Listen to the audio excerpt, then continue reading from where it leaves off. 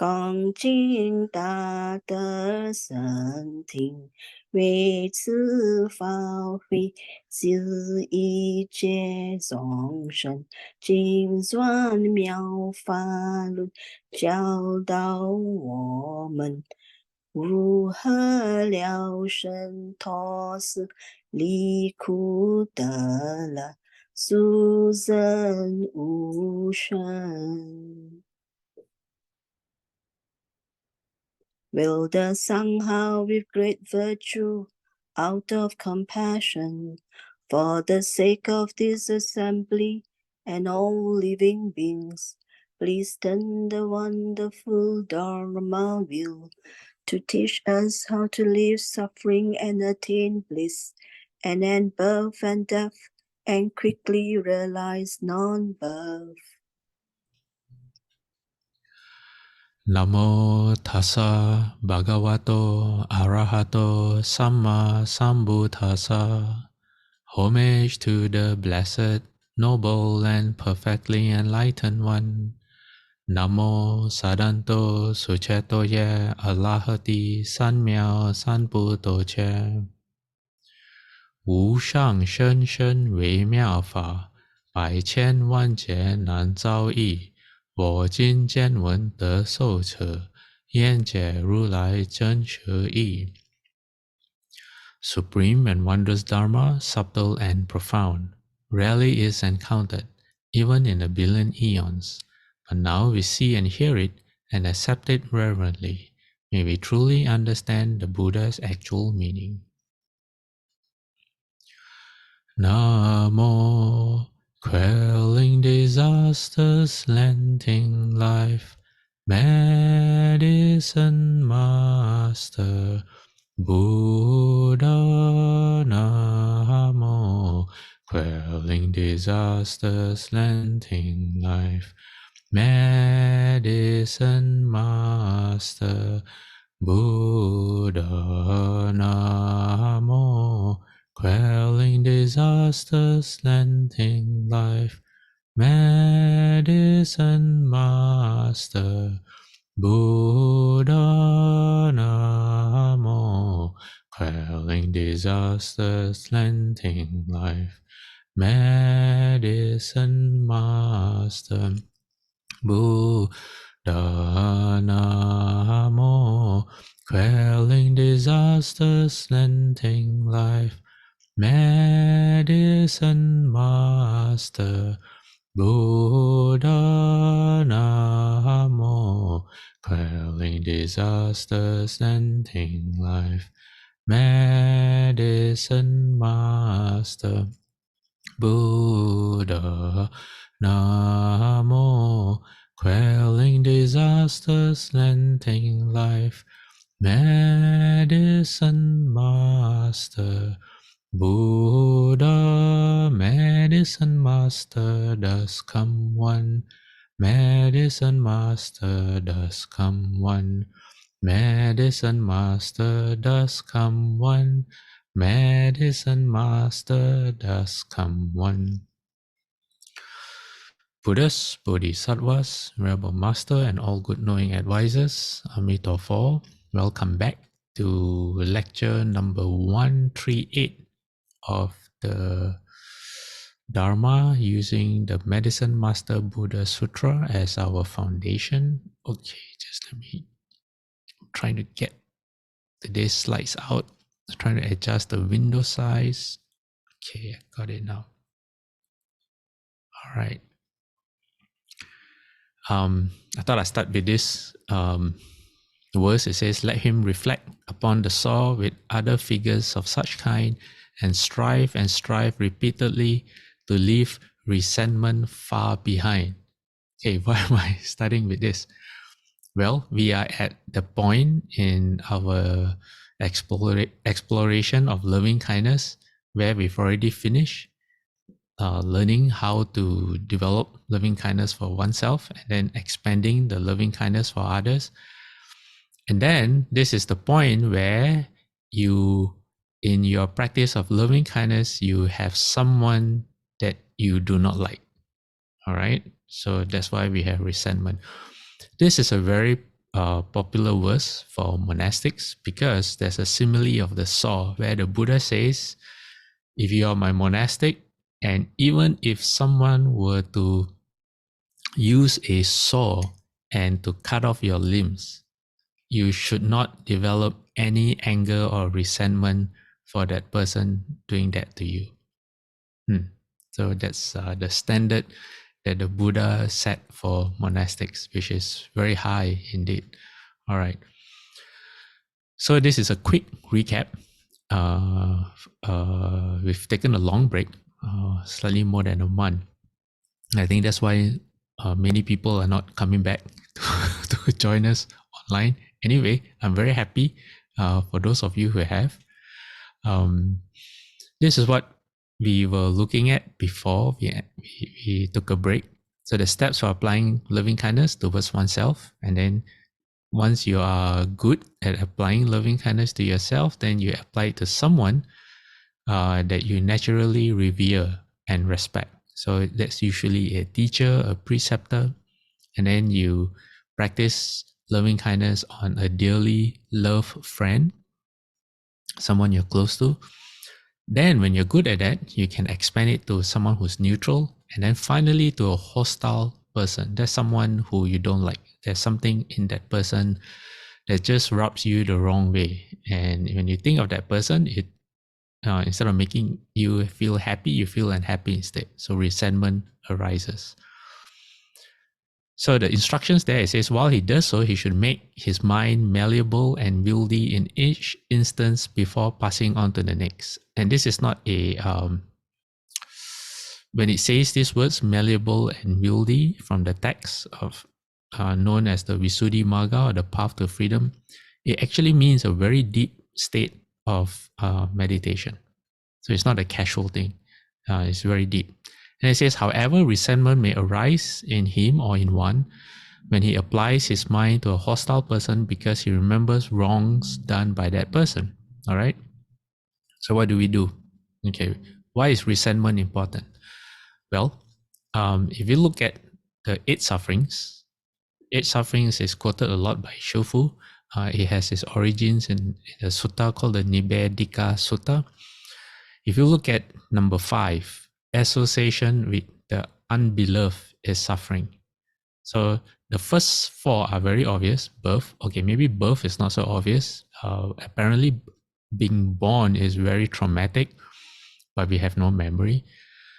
At least it is for it is not a how you say at least for the mother side. Yeah, it's not a casual thing. So anyway, birth, aging, illness, death is suffering. Then association with the unbeloved is suffering. It's not just people, but it's also circumstances, situations that you're forced to be in that you do not like. That's suffering. And then separation from something you like or someone you love is also suffering. And then not getting what you want is also suffering. You know, tell that to any child who wants candy, but they're not supposed to have candy, that's suffering. And then the sutra ends with, in short, the 5 clinging aggregates are suffering. 5 clinging aggregates were eyes, ears, nose, tongue. Is form, feeling, formation, form, feeling. I memorized this from my paper and now I forgot. Form, feeling, perception, formation, and consciousness. Yes, I still have it. When we mistake the 5 aggregates to be the self, it becomes the 5 clinging aggregates. And because of that, we keep on being reborn in samsara over and over again. So the Buddha says that's suffering. All right.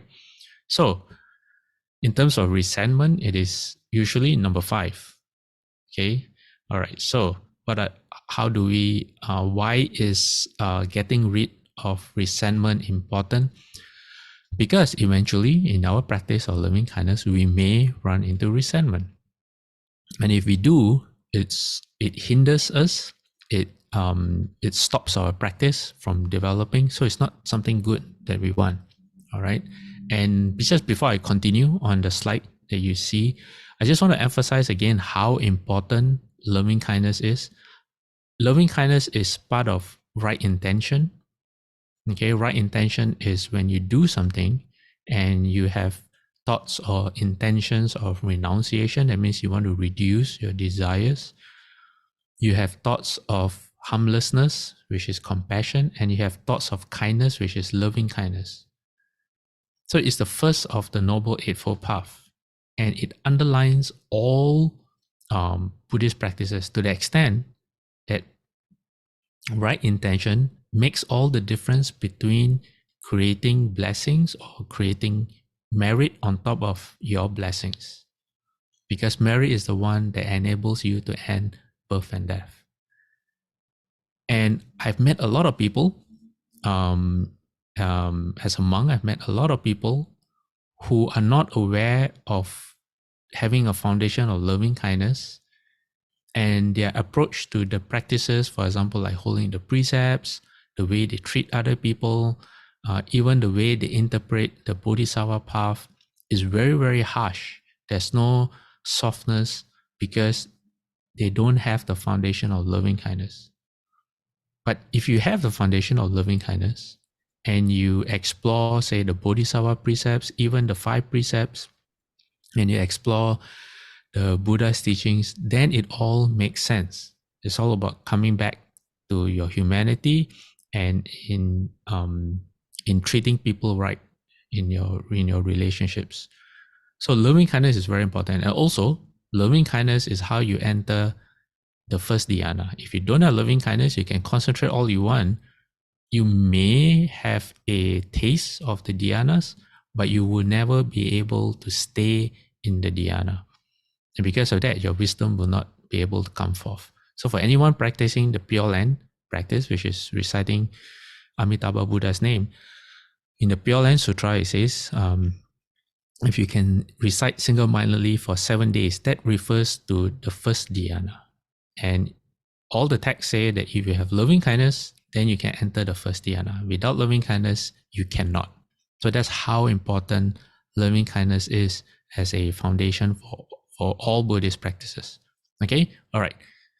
So coming back, this is from the Shufu's commentary on the Lotus Sutra. Shufu talks about the hindrance of wrath. So wrath here is very specific, but in our case, the principle applies to all kinds of feelings of hatred, animosity, anger, and resentment.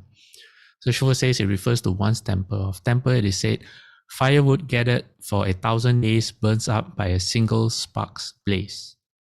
Shufu says that single spark refers to anger.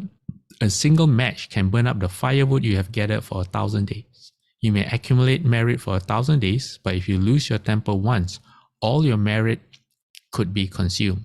One spark of anger burns up a forest of merit. That's why anger is such a bad thing. Okay, and Shufu says the same thing in the Shurangama Sutra. He says to plunder the jewels of your household. That means someone robs you, but in this case, you are the one who you kind of rob yourself, or you misplace your treasures. It says just means to lead you to give rise to afflictions. If you are without any affliction, you will not lose the gems of your household. Gems here refer to your potential in uncovering your self-nature as you practice. It says, but once you give rise to affliction, your gems are gone. All your hard work is gone. It says you cultivate for 1,000 days and all the progress you make, perhaps a state of light ease. State of light ease here refers to when your mind is very calm and your body is very pliant. It's not like when people start to meditate, the body fights against their will because the body feels very uncomfortable. Light ease is before you enter the first dhyana. So Shiva says, all that will disappear with the first evidence of affliction, the first signs of ignorance. It is said, a spark of fire burns down a forest of merit and virtue. Okay, so resentment is not a good thing. All right, so how can we deal with resentment? There are a lot of techniques, luckily. So one of them is strengthening one's practice. Second one is not accepting insults. We'll go through this in detail. So I'm just going to read out the lines. It says finding a positive quality in someone. Number 4 is you realize you're only harming yourself. Number 5 is giving rise to compassion. Number 6 is benefits of loving kindness.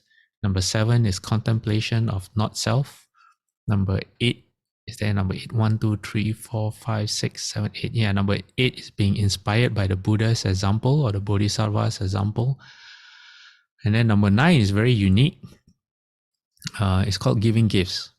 My notes are not complete yet for this one, so I just put there bowing. But things like writing, putting up paives, for example. So giving gift in the Theravada sutras in the Pali Canon, it is literal. It literally means you give a gift. But from a Mahayana perspective, you can do other forms of giving. For example, you can bow to the person. If it's weird or difficult to bow physically in front of the person, which is normally the case, in your practice of bowing, you can imagine that you are bowing to the person. Very hard to do, but very, very effective. If you can bring, highly recommended for people who have problems with other people. Writing plaques, paives is another form. Dedication of merit is another form of giving. So we'll come to that. All right. Probably not today, but we'll come to that. Okay. Before we move on to the next stage, which is talking about strengthening one's practice, since we have more people online right now, does anyone have any questions they want to bring up? I know Saha has questions she wants to bring up, so I'll allocate time towards the end. Does anyone else want to bring up anything? Going once, going twice. Okay, you can also type it into the chat box. All right. Any question is welcome. Related or not related to the topic is fine. Okay, as long as it's Dharma related. Okay, so how do we strengthen one's practice? Yes, Saha. I have a question, just came up. Yes. The last part where it says bowing, which is giving gifts, is bowing to the Buddhas and Bodhisattvas the same thing as giving gifts? It depends. If you're buying to the Buddha for yourself, then probably not. But if you say that I really don't like this person, but he's not a Buddhist, he doesn't bow to the Buddha, but I can bow to the Buddha on his behalf. Then that would be considered a gift because you're doing it for that person, not for yourself. Okay, thank you. All right. Okay.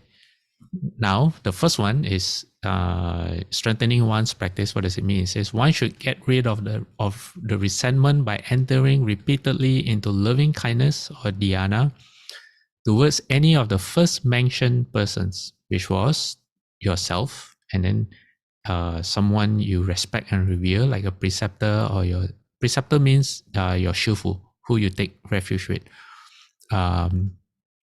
Or your teacher, for example, or dear friend, and then after he has emerged each time, direct loving kindness towards that hostile person. Okay, so on paper it seems like very simple, but there's a word there, dhyana, in the, that's not brackets. What do you call that square thing? Parenthesis. If anyone knows, please share what that's called. It means that you practice loving kindness until you can enter the first dhyana. That's very deep.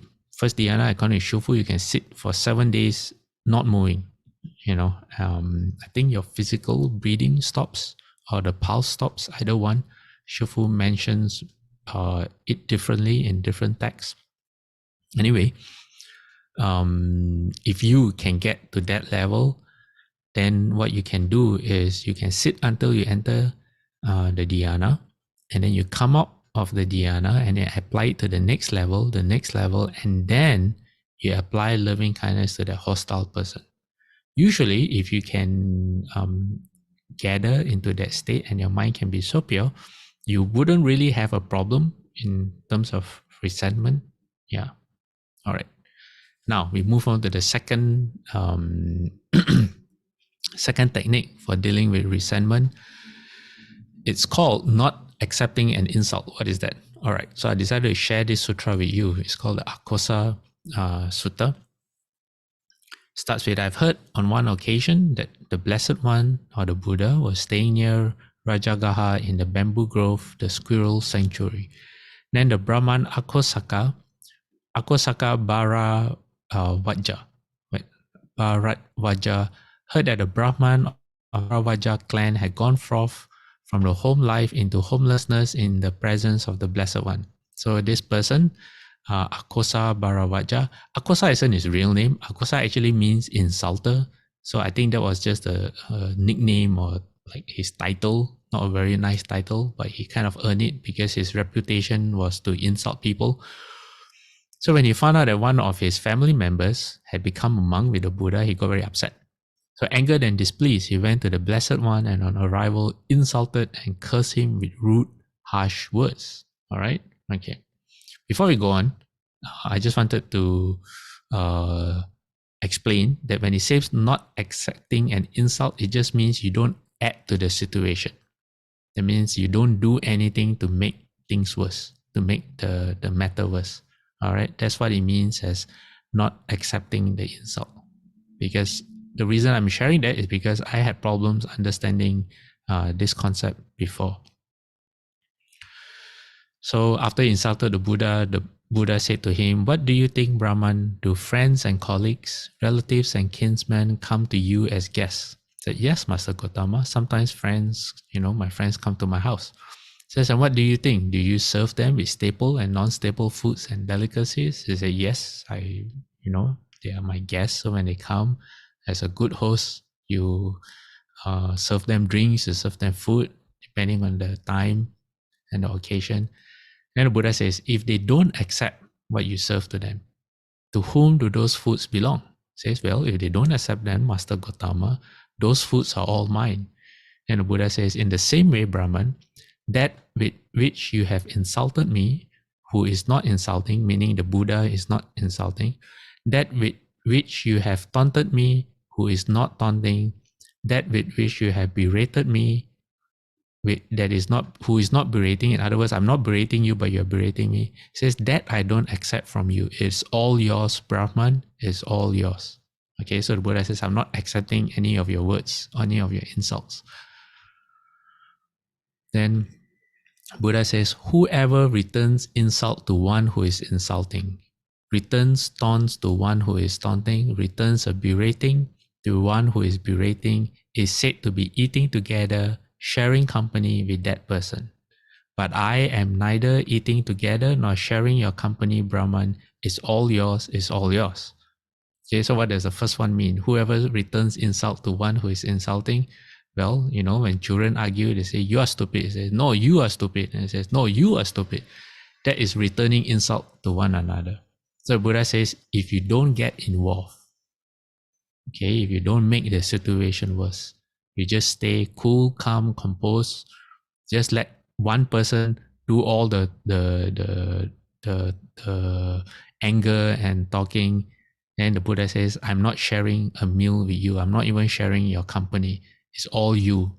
You are the one creating the scene. You are the one getting embarrassed. You are the one who's getting angry."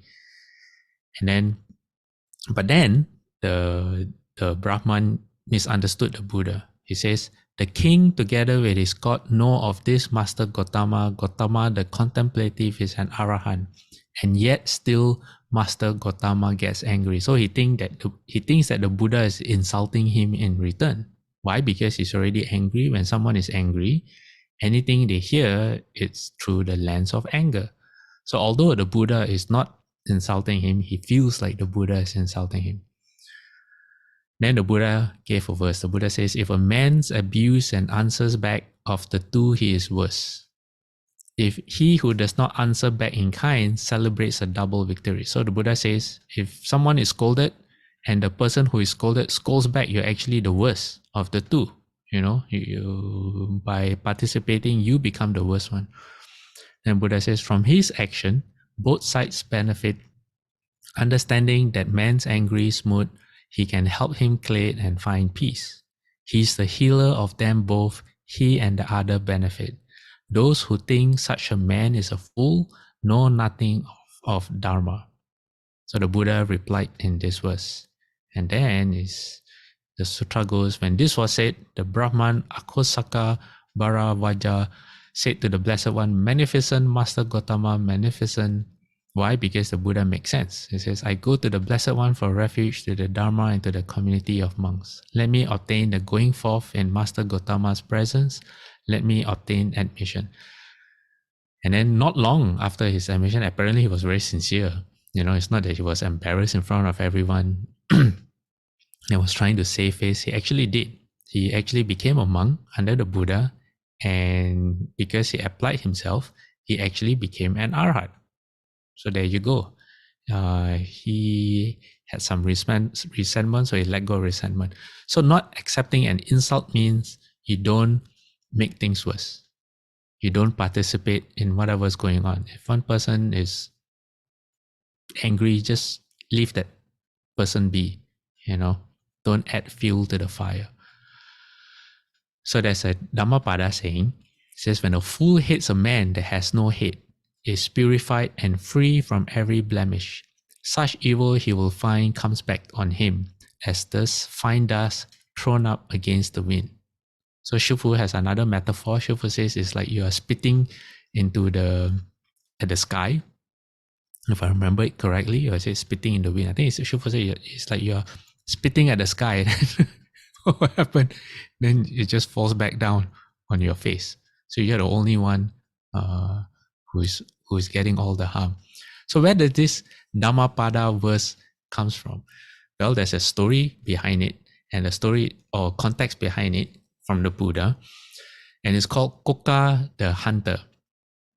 So what happened was this: there's this hunter who hunted animals with dogs, which is a very cruel thing to do.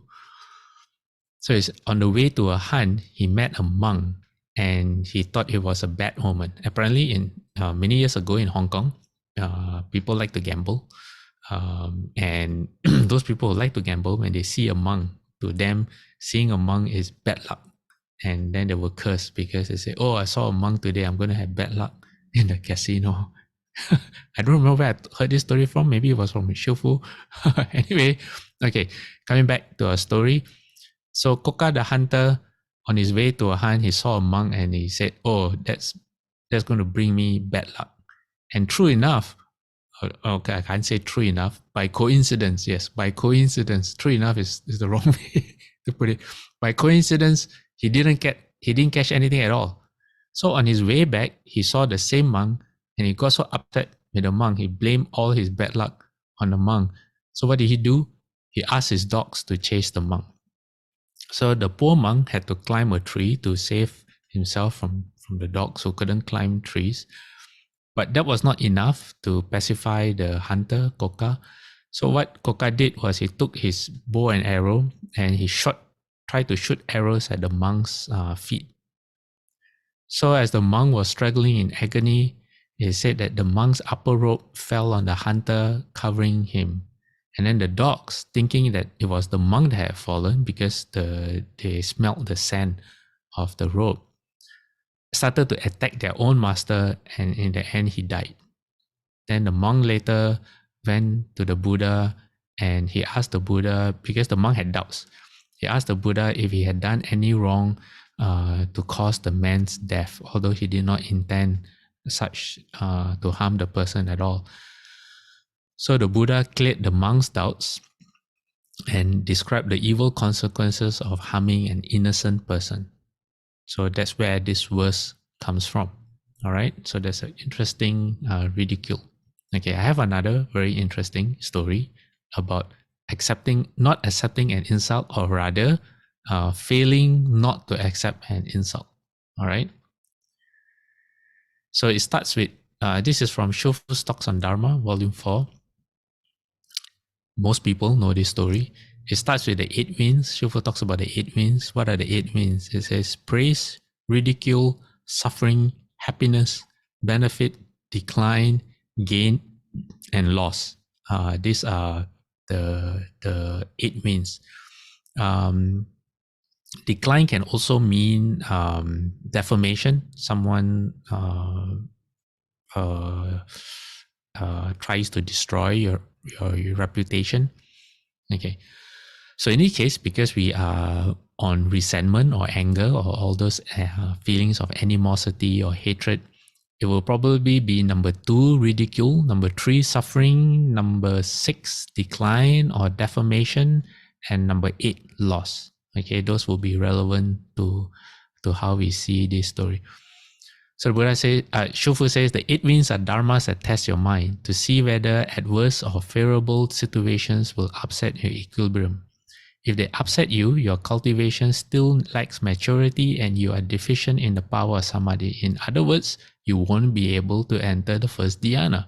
Alright? So Shufu says, someone who remains unmoved by such states has realized genuine skill.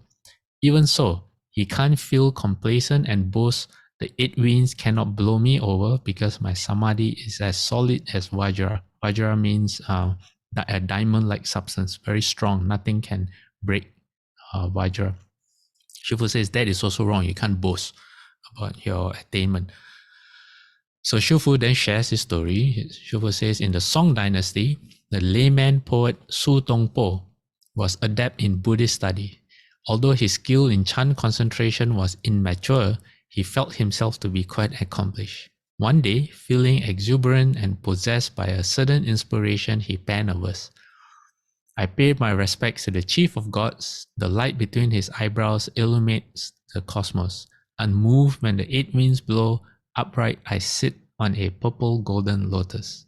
So in a different version of this story, Shufu says he must have had some light ease when he was sitting, and he thought he had some kung fu. So he wrote down this verse. Yeah. So Shufu says he thought he had already gained enlightenment and he wanted this enlightenment certified by Chan Master Foyin, or otherwise known as Buddha Seal. Thereupon he gleefully set his servant to deliver the poem to Master Foyin at Gold Mountain Monastery. So coming to poems and enlightenment, there's a whole collection of poems by monks and nuns during the Buddha's time that when they get enlightened, they write a poem. It's known as the Tathagata for the monks and Tathagata for the nuns. And then throughout Chinese history, there are also collections of poems by monks and nuns who have been enlightened. Now, for those of you who meditate, you probably know what that feeling is like if you have reached a stage in your meditation where your mind stops. Because it's such a wonderful state when your mind stops and you kind of get in touch with your Buddha nature, and you are free of all the baggage, all the anxiety, the stress, the things that we carry around in ourselves that make us suffer. When you realize or when you experience existence for the first time in your life without that, you will definitely feel like you want to write a poem. That's how wonderful it is. So that's probably what happened to Su Dongpo. So he wrote a letter. He sent a servant to deliver the poem to his friend, his good friend Chan Master Foyin. So the elderly Chan Master took one look at the verse the messenger handed him and wrote 2 words on the paper, "Fat Fat," and told the attendant to take the message back. Su Dongpo read the reply and blew up in a fit of anger. He thundered, "How dare you? This is my enlightenment testimonial. How dare you call it a fat?" Okay, that should have been his first clue as to if he gets upset, then that's definitely not enlightenment. So anyway, he was so upset, he rowed across the river to confront his good friend Chan Master Foyin. So unexpectedly, as soon as he reached the gate of Gold Mountain, Chan Master Foyin was already waiting for him to say, "Oh, welcome to the great adept Su Dongpo," making fun of him. Says, "One who is unmoved by the 8 winds, but who lets a couple of tiny farts blow him all the way across the water. Welcome." And Shufu explains, he says, the 2 were old friends and fellow cultivators, and they were in the habit of joking with each other. Su Dongpo's volcanic anger, right on the verge of exploding, was cooled off completely by the truth of the Chan Master's statement. All he could do was admit that his samadhi still lacked maturity and bow to Master Foyin. He apologized for making a scene and therefore he avoided bragging. Chan skill is proven by practice, not by prattle. If you can't practice what you preach, it doesn't count. So Chan is all about putting your money where your mouth is. Yeah. So that's an example of not being able to deny an insult and you take it personally. Okay, so next, let me see what's the time. 10:24. No, it's not 10:24, it's 10:22. All right. So we still have time. Then I'll ask everyone if they have any questions, including Saha. Okay, what's next? Next is to find a positive quality in that person who causes you resentment. Actually, it's not right to say that person causes you resentment, because then it is implying that the fault lies in that person. You're blaming the person for the way you behave. But from a Buddhist perspective, you are responsible for your own actions. You can't blame other people. All right. So anyway, let's go on. Here it says, if his resentment subsides when he strives and makes effort in this way, meaning the previous way, not accepting the insult, it is good. If not, then he should remove irritation by remembering some controlled and purified state in that person, which inspires confidence when remembered. In other words, you try to look for something good in that person. So the technique here is this. It says, for one person may be controlled in his bodily behavior, with his control in doing an extensive course of duty known to all through his though his verbal and mental behavior are not controlled.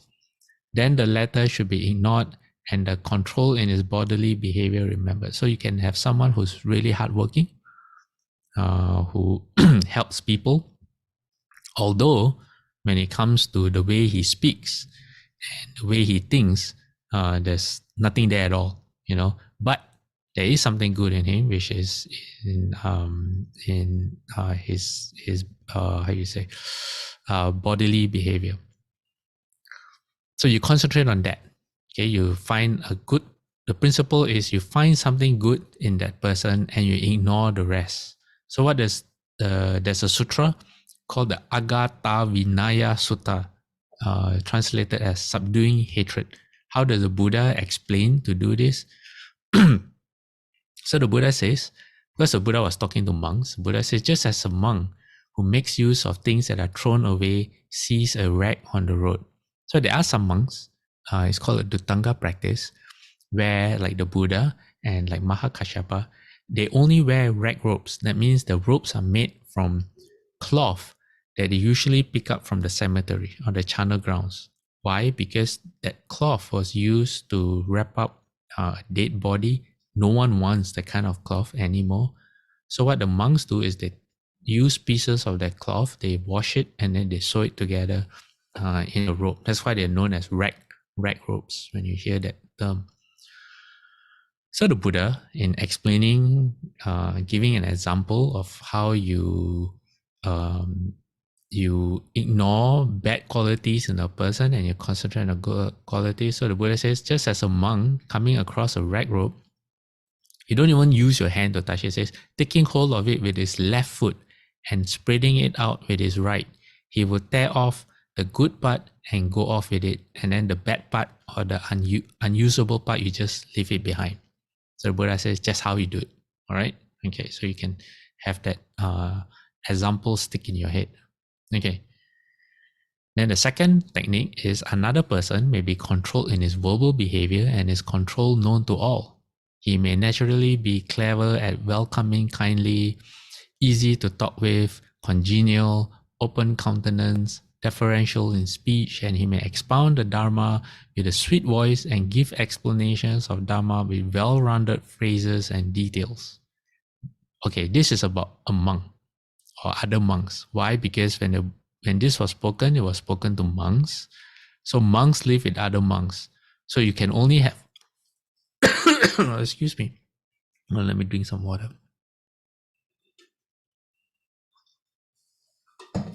So the chances of your source of irritation being another monk is very high.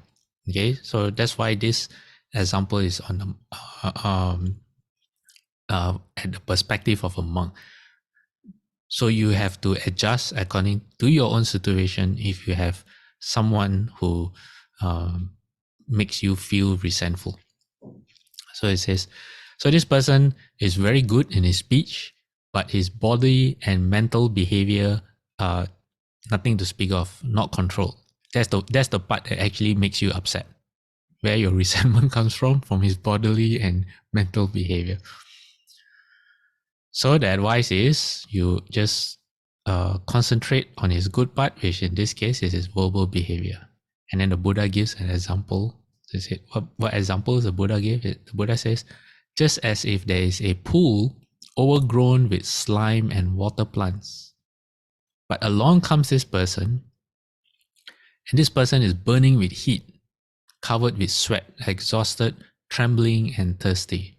So imagine you're in the desert and you haven't had water to drink and you're close to death, and you find this pool, but the pool has slime and is filled with water plants, which some people find really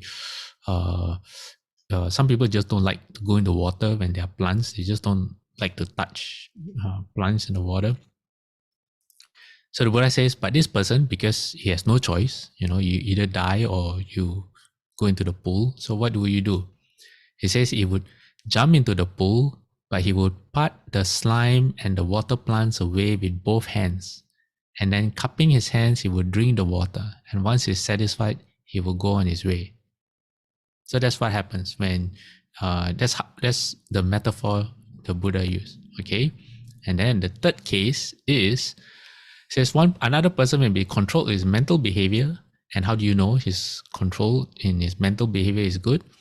Says his worshipping at shrines is evident to all. For when one is uncontrolled in mind, pays homage at a shrine or at an enlightenment tree or to elders, he does not do it carefully, and he sits in the Dharma preaching pavilion with mind astray or nodding, while one whose mind is controlled pays homage carefully and deliberately, listens to the Dharma attentively, remembering and evincing the confidence in his mind through his body or his speech. Okay, so this person you can see, say in the Buddha hall, which is this example, the way he bows when he circumambulates, he's very focused. He's not looking left and right, not looking at the clock, not looking at when he hears a sound. The sound doesn't distract him. He can be very focused. But that's the only good thing about him. So the Buddha, in this example, the Buddha says, the Buddha gives the metaphor. He says, there's a little puddle in a cow's footprint on the road, which is not a good thing. A cow makes a footprint, there's a little water there. And then along comes this person, again, burning with heat, covered with sweat, exhausted, trembling, and thirsty. So you're close to death, but you're very thirsty. And that's the only water you can find. So the Buddha says that he thinks to himself, he says, if I try to drink the water using my hand, or if I use something to scoop up the water will be disturbed. And because the water will be disturbed, then all the dirt at the bottom of the water the water will turn muddy, basically, and make it unfit to drink. But you have no choice. So what do you do? So the Buddha says, so what this person would do is he would get down on his fours and he would lower his mouth to the water and slurp the water carefully so you don't agitate the water, although you kind of behave like an animal. And after that, you go on your way. So the Buddha says, in the same way, when someone is impure in his body behavior and verbal behavior, but you can see that he can, there's some goodness in him, that he can concentrate, that's how you should subdue your resentment. Just concentrate on his good qualities. All right. Then you come to some exceptional people. All right. The text says, but there may be another in whom not even one of these three things is controlled. So body, speech, and mind, totally nothing commendable at all. Then what should you do? Okay, compassion. It says, then compassion for that person should be aroused thus. says, so this is what you should think. Though he is going about in the human world now, nevertheless, after a certain number of days, he will find himself in one of the 8 great hells or the 16 prominent hells. That is a bit drastic, but usually when their conduct of body, speech, and mind is totally unwholesome, they are just creating the conditions for unfortunate birth for their future. So when you know that, you can't help but feel sorry for that person. So it says, for irritation then subsides through compassion. In yet another, all 3 may be controlled, then he can remember any of the 3 in that person, whichever he likes.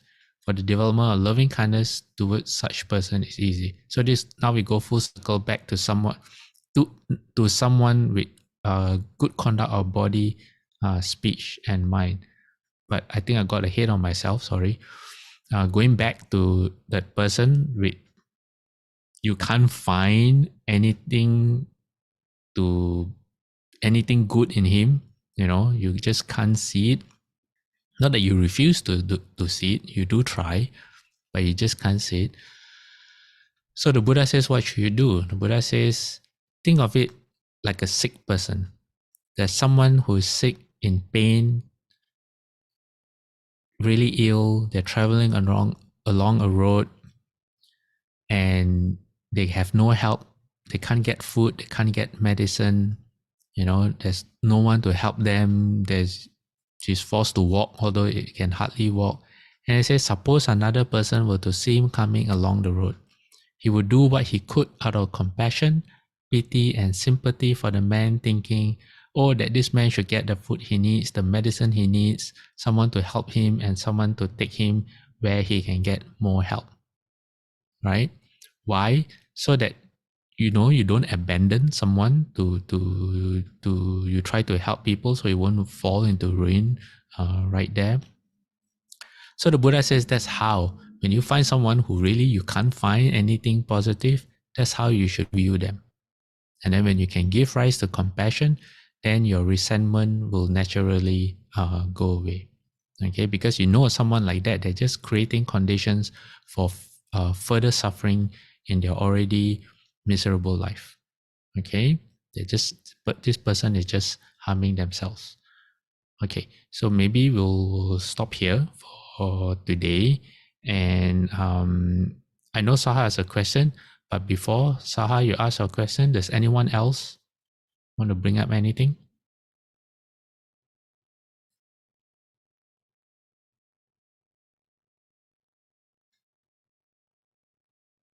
Okay, then maybe Saha, if you're ready.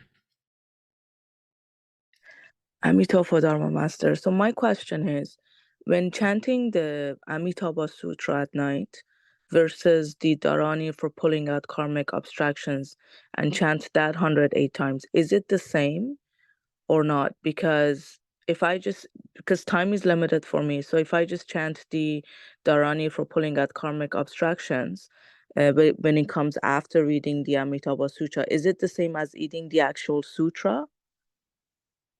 Okay, so in general, sutras are where we get understanding from. Not all sutras are connected to mantras or dharanis. Actually, most sutras don't have dharanis, but like what you mentioned in the Amitabha practice, although it's not in the sutra itself, but it is connected to the sutra. Sutras are usually to explain to us something, to make us understand something, or to exhort us, to inspire us to practice. And then, from a perspective of practice, the mantra will fall into that category. I'm speaking in general. Why in general? Because there's mix. You can recite a sutra as practice. It's the same, the main difference comes from your intention. So if your intention is to be reborn in the Pure Land, you can apply that intention to any practice that you do, because practices are very personal. So for example, There are some people who say that if you want to be reborn in the Pure Land, you can only recite Amitabha Buddha's name. But there are many sutras that say it differently. For example, in the, I can't remember the sutra, but you can, for example, you can recite the Great Compassion Mantra, but with the vow to be reborn in the Pure Land. It's your intention that makes a difference. You can recite Amitabha's name with a vow to be reborn in the Pure Land. In this sutra that we are looking at, the Medicine Master Buddha Sutra, you can recite Medicine Master Buddha's name, but be reborn in Amitabha Buddha's Pure Land. Actually, even if you're reborn in Medicine Master Buddha's Pure Land, both Pure Lands are identical, and unless you visited one and go to the other, you won't know. Okay, but sorry, that's not part of your question. But you can do any practice that you want as long as you are clear with your intent. So the practice doesn't affect your intention. All right. So some people can sit in meditation. Some people can count breathing. Some people don't do the rebirth in Pure Land mantra that you are referring to, Saha. They do the Great Compassion mantra. So you do whatever you feel is beneficial to yourself. There's no right or wrong. You can start off with reciting the Amitabha Sutra and then reciting the mantra. If you find that reciting the mantra alone is more suitable for you because it enables your mind to concentrate, then you can just recite the mantra. You don't have to recite the sutra. Does that help you? Yes, Help Dharma Master, it clarify? does help me. Yes, I find reciting the mantra is more suitable for me. Even though I do read the sutras, but that's when I have time. But mantras I always make time for because it's something that really resonates with me. Okay. For example, I recite Medicine Master Buddha's mantra, but my vow is to go to Amitabha Buddha's Pure Land, you know. So there's no the sutras don't say that just because you recite this you can't go there, or or you want to go to this Pure Land is restricted by this. No, it doesn't. It doesn't work that way. Yeah. All right. Okay. Anyone else have anything they want to bring up? Any questions?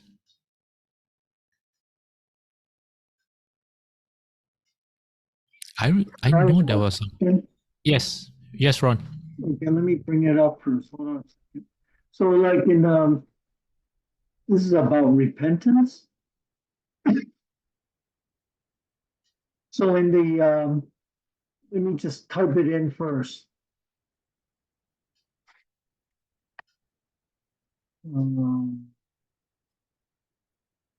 Sure.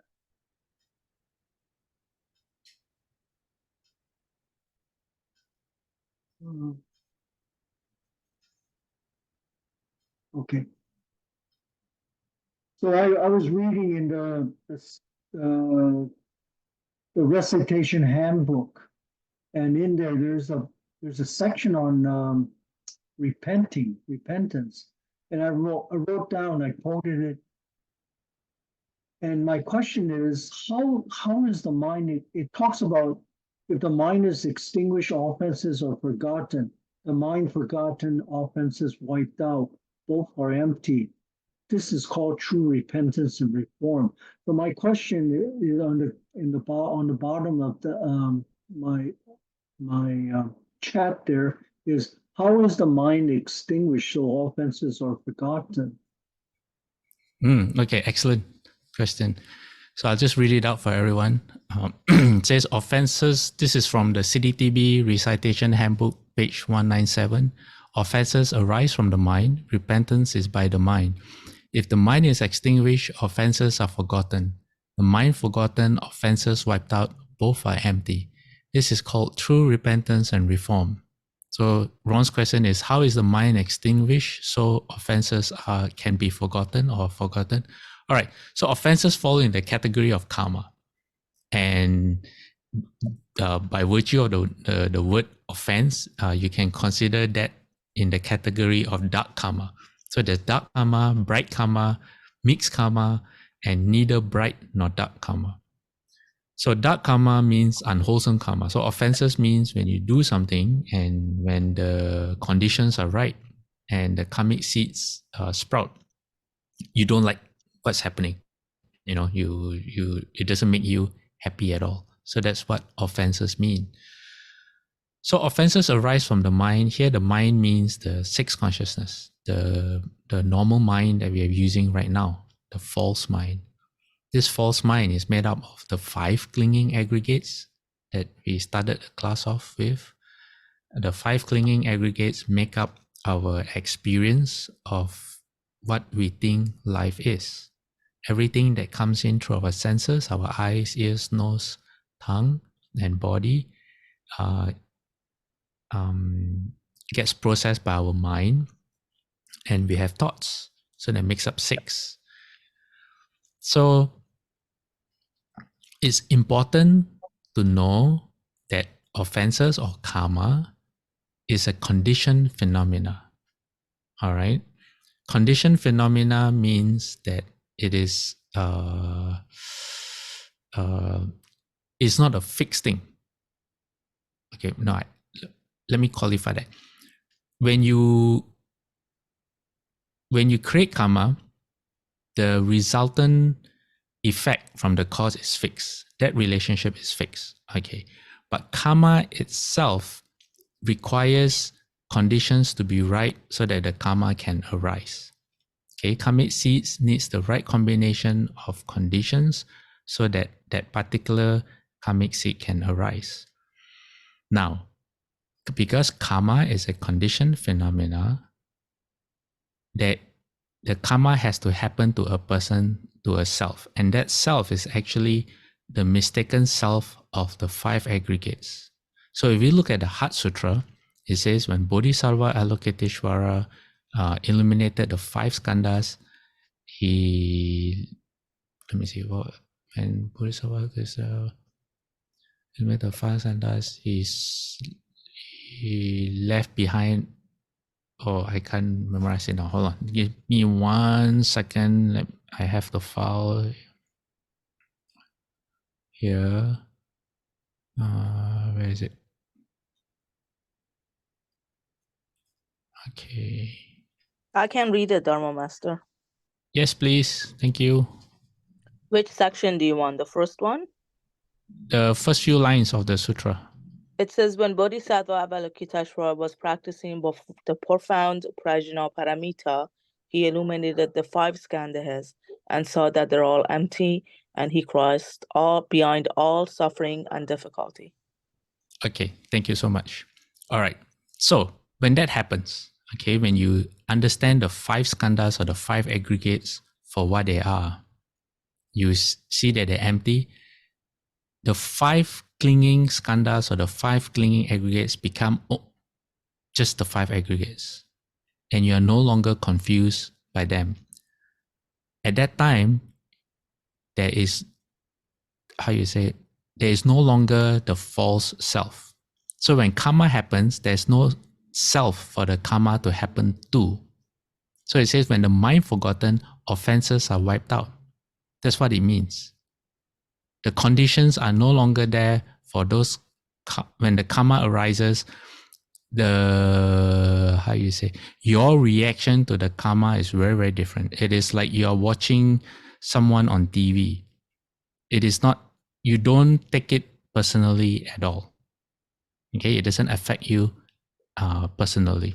There's a sutra called the Tathagata Sutta, where the Buddha says, for a unenlightened person, a normal mundane person, when they get hit by karma, it is like a first dart. They get hit with a bodily pain. The first dart. What is the first dart? The first dart is our karma that we cannot escape from.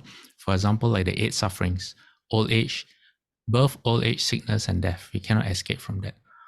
But what happens is that because of the distorting nature of the 5 skandhas, through the skandha of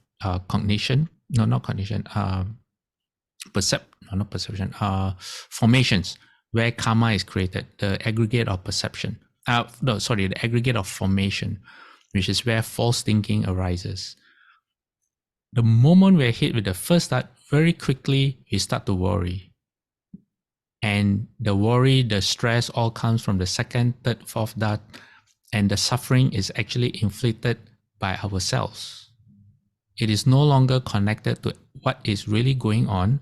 It is all made up in the mind. That's why it's called, you will hear the term consciousness only or mind only. It refers to that our reality becomes removed from things as they are. So we don't. So in the Pali Canon, there's a saying, not knowing things as they are, because from the moment the first sensory input comes to us, the mind overlays a projection over that, and we work with that projection instead of the actual thing. An example of that would be, I shared this example before in a different class. Say I'm in a restaurant eating, and then suddenly I notice someone in the table next to me, and this person seems familiar, and then I realize, oh, this person I haven't seen in 30 years. He used to be in my primary school, in first year. After that, he left, so I never saw him. But this person looks exactly like how he will look 30 years or 30, 40 years later. Then I start thinking, oh, I wonder what does he do now? I remember he told me he wanted to be a doctor. I wonder if he's a doctor. I say, oh, he's a bit. I start looking at his body. I start looking at the watch he's wearing to see if what kind of watch he's wearing. Maybe I can tell if he's successful or not. I start to see if he's alone or with his family members.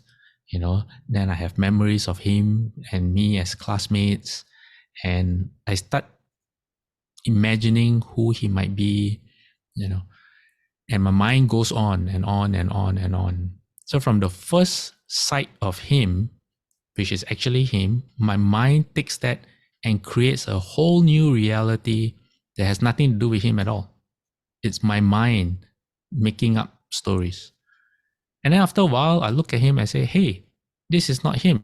Why? Because I just remembered my friend had this huge mole in the middle of his eyes, and we always make fun of him. But this person doesn't have that mole at all, So yeah, I was wrong. Then I go back to eating my food and I forget all about him. But until then, my mind was creating this whole reality of who this person might have been and all the memories I shared. I was projecting it on that poor man, that totally innocent man sitting in front, in the table next to me, not knowing what's going on. And I had created this whole alternate reality about who he was. And it had nothing to do with that actual person sitting there at all. All right. So that's the function of the false thinking mind. And that's how we create karma. But when the mind is forgotten, offenses wiped out, it means that when the false thinking mind stops, that's what happens. I'm not sure if that's helpful or not. Yeah. So karma is a conditioned thing. When we break through the 5 skandhas and we move beyond conditioned phenomena, then karma doesn't have a hold on us. Are you saying that you have to be enlightened before the only time that false mind doesn't work is when it's doesn't that's I'm not saying this right, but it sounds like from what you were explaining, I sort of got the sense that the mind, if you want to forget the false mind, that means you become enlightened, right? Only at the point more or less, yeah. All of your offenses are wiped out. Is that what this phrase is saying here? Yeah, more or less. Okay. Because there are different degrees of enlightenment. For example, if you are first stage arhat, if you are stream enterer or srutapana, first stage arhat, then the delusion of the self goes away. You're not fully enlightened. You still have fetters. You're not totally pure, but because the delusion of the self has gone away, then you are free. You no longer see the body and the mind as the self, as how we do anymore. So actually, this phrase that's part of a ritual of repentance, actually, the repentance of bowing, of saying words to this extent, it doesn't actually make the mind. It actually doesn't extinguish the mind at all. Of Only, course not. yeah. I mean, I mean, there's like a ignorant person like myself reading this for the first time, um, and like I'm looking for some solution to make myself feel better about some of the offenses that I've committed. Uh, this might give me hope, but actually, in reality, the only way I'm going to get free of the offenses is by being enlightened. Okay, yes and no. All right, Ron. So it's not about taking away hope or giving false hope. This verse talks about the ultimate. That's why it says this is called true repentance and reform. All right, so this is the ultimate of repentance. When you practice so well that you overcome the false self, that all offenses are wiped away. Okay, it is something to aspire for. All right, but it doesn't mean that everything that leads up to it is totally useless. No, why? Because the teaching about karma, right?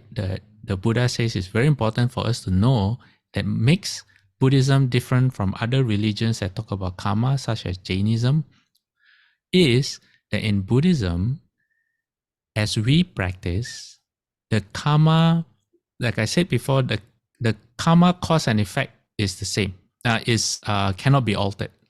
So just for a very, very simple way of explaining, okay, let's say you stole $100 from someone in the previous life. This life, you have to pay back exactly $100. Okay, just a very simple way to illustrate the principle. You can't say, oh, I stole $100 and now in this life I have to pay $1,000. It doesn't work that way. All right, it's 100 for 100. Now, the teaching about karma that the Buddha really wants us to understand is that if we practice, then it's not that the karma changes. No, the karma stays the same, but we change. We can change the way we react to the karma. All right. So, for example, if you take someone who's really stingy, who will not even spend $1 on themselves, when they have to pay back the $100 that they have stole before, it's like cutting off their arm. It hurts them in a really, really bad way. They complain. They try to sue the person who they lose $100 to. They cannot let it go. So in terms of from the simile of the dart or the metaphor of the dart, the second, third, fourth, fifth dart, they're all endless. It just creates suffering upon suffering upon suffering because it cannot let it go. All right. But then the Buddha says, if you develop yourself, then what happens is, if you become more generous, or say you develop blessings and, you're not greedy for money anymore. And then when you have to pay back the $100, it doesn't affect you like how it affects the other person who's so attached to money. If money for you is just, okay, I'll just make $100 again. Then the loss of the $100 affects you very differently. Why? Because you have different virtues in yourself. You're no longer greedy. You're no longer attached to money, because you have changed yourself through your practice. You're transformed yourself. So the Buddha says that's a very important lesson about karma that we all have to know. So this principle is found in the sutra called the Salt Crystal Sutta. Yes. So the Buddha says, if you have a small cup of water and I put in a lump of salt, what will happen to the water? Then the monk said the water will become undrinkable. Then the Buddha says, but if I were to put the same amount of salt in a large body of water like the river Ganges, when you drink the water, the monk said, no, you won't even know that anyone has added salt. Why? Because the water is just so much. So the Buddha says the water represents your virtues, your patience, your loving kindness, your compassion, your respect and reverence for people, how you treat people. The salt represents what life throws at you, which is your karma. So the more we develop ourselves on this path of, getting our mind forgotten and through getting true repentance, every small step that we take actually benefits us both in the present and in the future. So while the worst is a very high bar to achieve, it is meant to be as inspirational or aspirational, so that with every little step that we take there, we can reap the benefits immediately. So that's why easygoing people, they have an easier life. But people who are very stingy, very quick-tempered and all that, you can just see they just create a lot of suffering for themselves.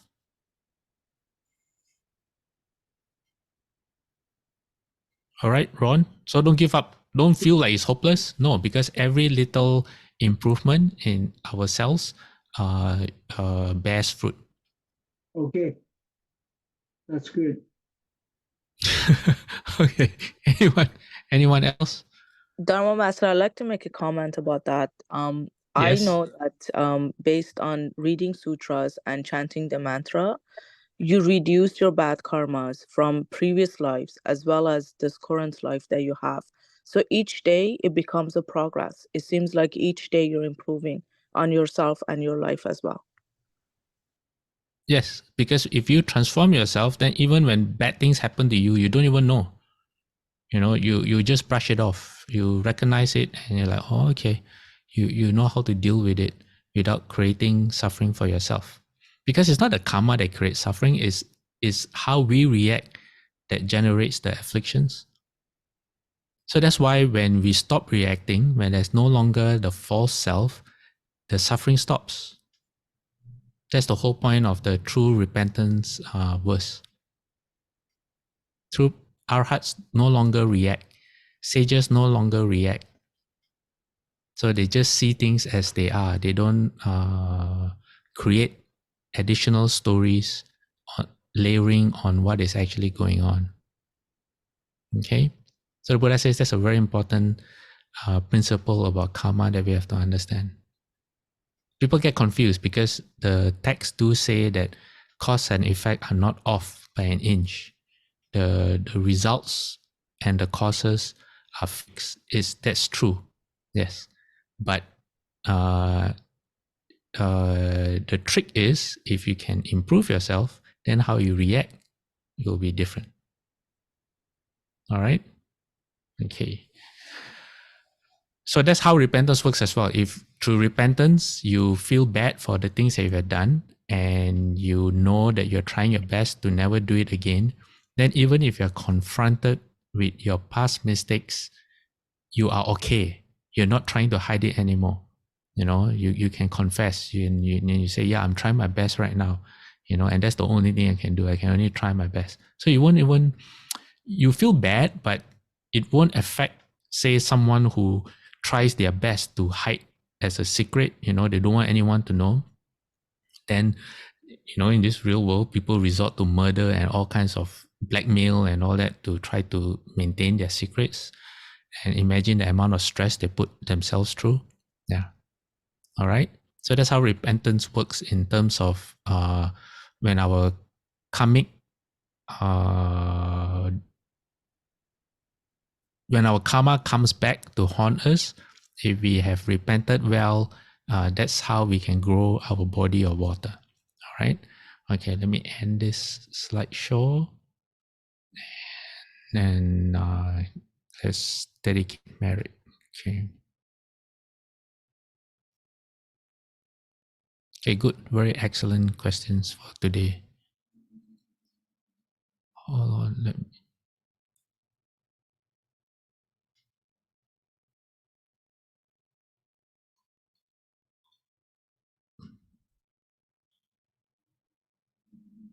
All right, dedication of merit. May every living being, our minds as one and radiant with light, share the fruits of peace with hearts of goodness, luminous and bright. If people hear and see how hands and hearts can find in giving unity, may our minds awake to great compassion, wisdom, and to joy. May kindness find reward. May all who sorrow leave their grief and pain. May His boundless light dispel the darkness of their endless night. Because our hearts are one, this world of pain turns into paradise. May all become compassionate and wise. May all become compassionate and wise. Okay, let's do 3 bows to the Buddha. Second bow. Third bow. Half bow. Bowing respect to the Venerable Master. Second bow. Third bow. Half bow.